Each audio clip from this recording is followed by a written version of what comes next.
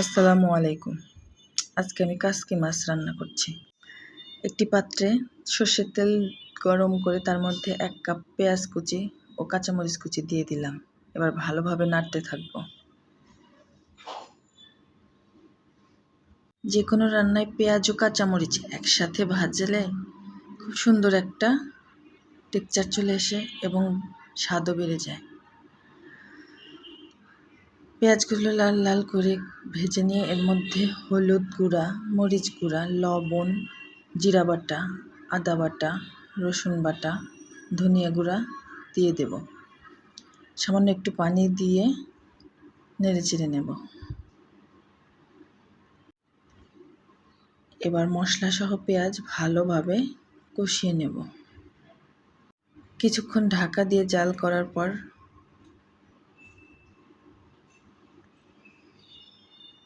এর মধ্যে কাচকি মাছগুলো দিয়ে দিচ্ছি।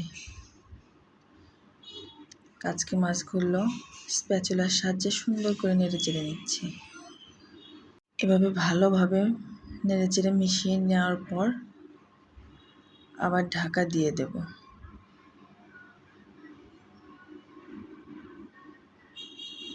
এখন পানিটা শুকিয়ে গেছে।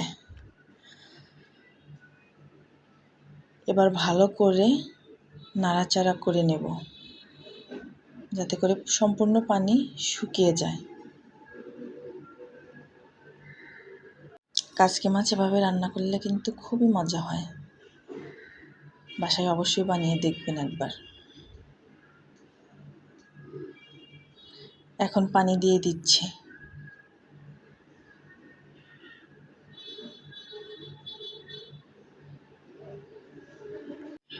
আমার কাছে পানিটা একটু কম মনে হয়েছে, সেজন্য আর একটু পানি দিয়ে দিচ্ছি। এবার সুন্দরভাবে নাড়াচাড়া করে ঢেকে দেব। ঢেকে ভালো করে জাল করে নিয়ে একদম পানি শুকিয়ে নিয়েছি। দেখেন আমার রান্না হয়ে গেছে।